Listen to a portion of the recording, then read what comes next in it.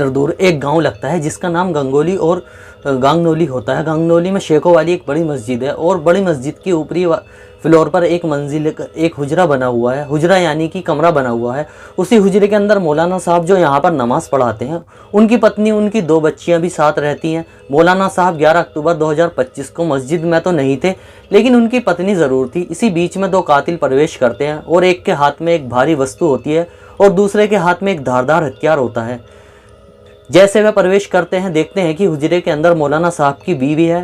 वो उससे पहले कि कुछ समझ पाती, कुछ बोल पाती, कातिल ने एक के बाद एक उनके सर पर 2-3 वार कर दिए उस भारी वस्तु से। उसके बाद फिर चेहरे पर वार कर दिए। जो दूसरा कातिल होता है उसके हाथ में धारदार हथियार होता है और उसने एक के बाद एक गर्दन पे कई वार कर दिए। जब वह दोनों वार कर रहे थे तब उनकी 2 बेटियां होती हैं, एक की उम्र 2 साल होती है, एक की उम्र 5 साल होती है। वह इस दृश्य को अपनी आंखों से देख रही थी। इससे पहले कि वो चीखती चिल्लाती या पब्लिक में जाकर कुछ बताने की कोशिश करती, उनको यह अवसर ही नहीं मिल पाया, मौका ही नहीं मिल पाया। और जिस कातिल के हाथ में धारदार हथियार के साथ साथ भारी वस्तु थी, उन्होंने एक के बाद एक कई वार किए और वह भी मौके पर मर जाते हैं।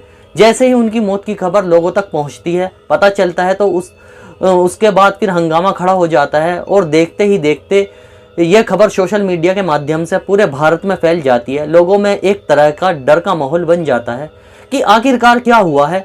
मस्जिद के अंदर जो कमरा बना हुआ था, यानी कि हुजरा बना हुआ था, हुजरे में मौलाना साहब की पत्नी और 2 बेटियों का कत्ल कर दिया जाता है। उसमें मौलाना साहब की जो बीवी होती है वो 5 महीने की गर्भवती भी थी।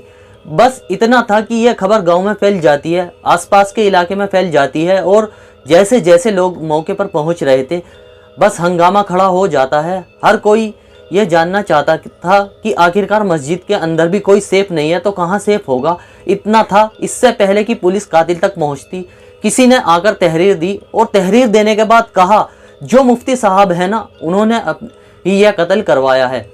अब यह बात बस बड़ी सूझबूझ से काम लेने की ज़रूरत थी। एक तरफ तो उनकी बीवी, उनके बच्चों का कत्ल हो जाता है, ऊपर से उन्हीं के ऊपर आरोप आ जाता है। तो ऐसी स्थिति में पुलिस ने सूझबूझ से काम लिया और कातिलों तक पहुंचने की कोशिश की।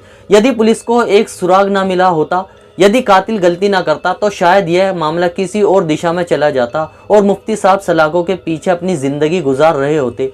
लेकिन पुलिस ने इस मामले का खुलासा किया और वो भी महज कुछ ही घंटों के अंदर। और जब खुलासा होता है तो लोगों को यकीन नहीं हो रहा था कि कातिल यह हैं और कत्ल करने की यह वजह हो सकती है।